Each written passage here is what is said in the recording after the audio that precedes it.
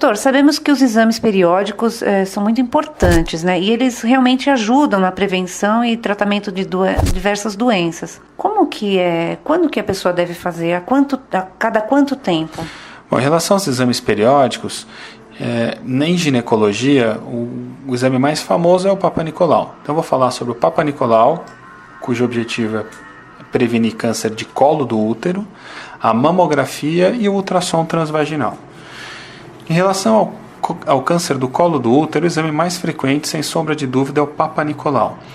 Pelo Ministério da Saúde, deve-se iniciar a coleta do Papa Nicolau após os 25 anos de idade e para-se o rastreamento com 65 anos.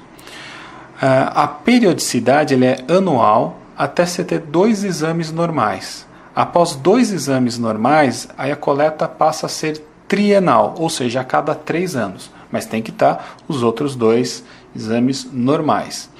O Papa Nicolau também ajuda na prevenção do câncer de endométrio, que é a camada interna do útero que sai na menstruação, embora em muito menor grau.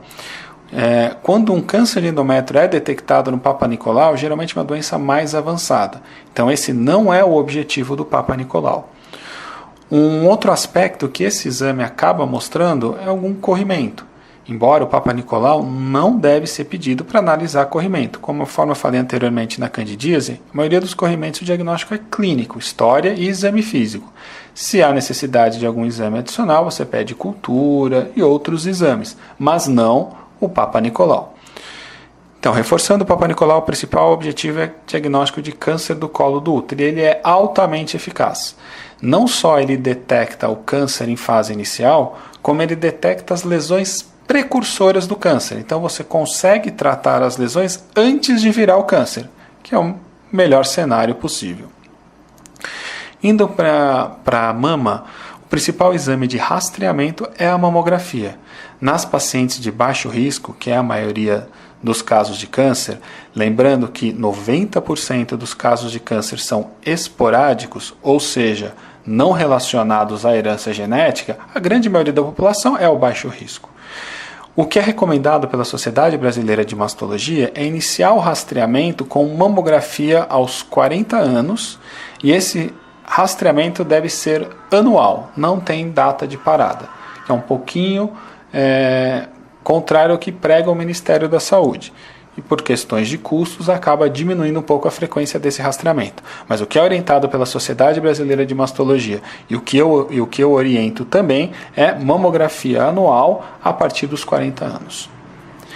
Já em relação à ultrassonografia transvaginal, pensando em rastreamento de câncer de útero, não colo de útero mesmo, endométrio e próprio ovário, infelizmente para ovário não tem nenhum screening bem estabelecido. Não existe rastreamento para câncer de ovário, nenhum exame se mostrou bom. Esse é o grande problema da ginecologia. Apesar de câncer de ovário ser raro, menos de 1/4 dos cânceres pélvicos são por ovário, em torno de 50% das mortes são pelo ovário, porque nós não conseguimos detectá-lo em fases iniciais. O ultrassom acaba não ajudando e mesmo exames de sangue, infelizmente, também não conseguem cumprir esse objetivo.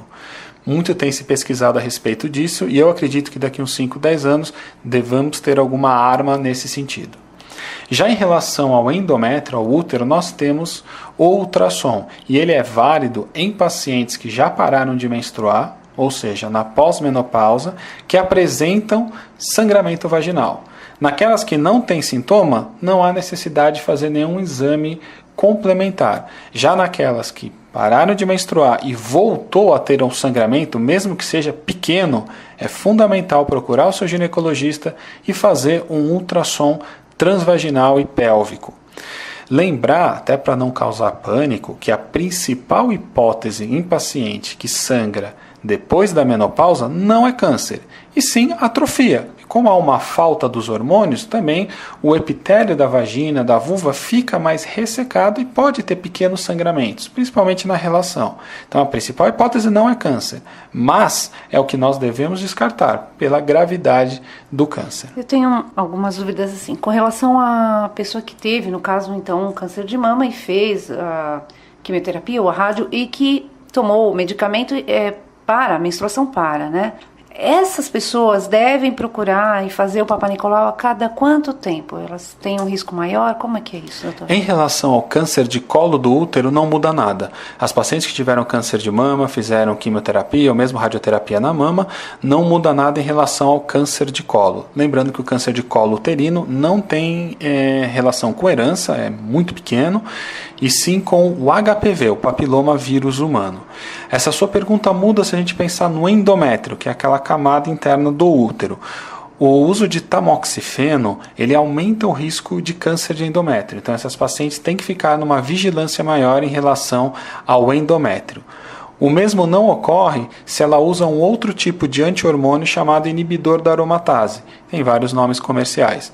O inibidor da aromatase não aumenta o risco de câncer de útero. Porém, eles não devem ser usados em pacientes que menstruam. Nas pacientes que menstruam, a eficácia deles é muito pequena ou praticamente nada. Então, nas pacientes que ainda menstruam, é o tamoxifeno mesmo.